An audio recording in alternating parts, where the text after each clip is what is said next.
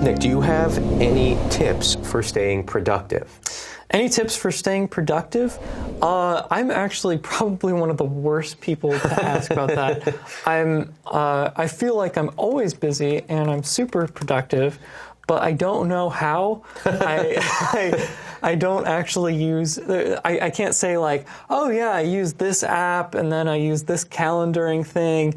I'm still in the phase of like sending emails to myself when I have to-dos because I view my inbox as a to-do list that basically anybody can write to. So I write to that to-do list as well. And then in Gmail, I'll go ahead and star stuff that I want to get done that day. And I'll go ahead and try to clear out my starred inbox. I think it is super important to try and maintain a calendar, certainly for work, but also for yourself.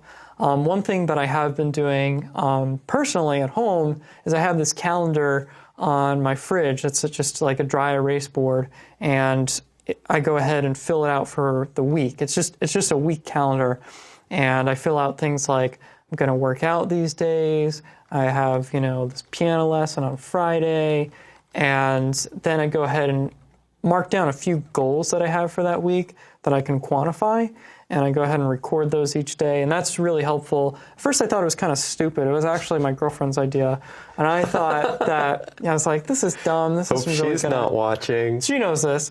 I thought it was kind of a stupid idea, and then I was like, man, this is so helpful to have this visual reference right here. So that's kept me super productive. But at work, I feel like there's always just so much going on that there's never a time where I'm not productive.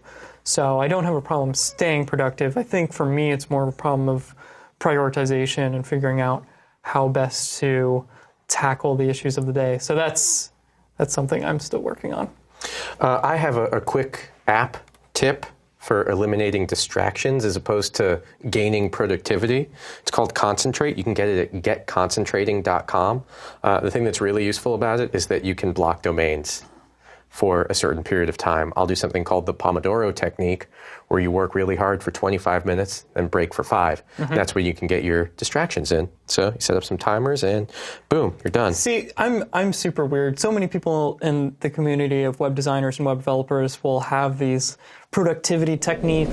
I actually just started using bookmarks this year. I never even used the bookmarks toolbar at all.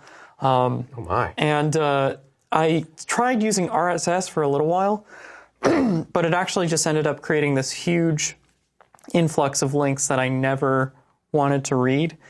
And so I stopped using RSS and realized that if something is important enough to check often, I will remember to check it. It will kind of be a Pavlovian effect. So that's how I did that. But nope.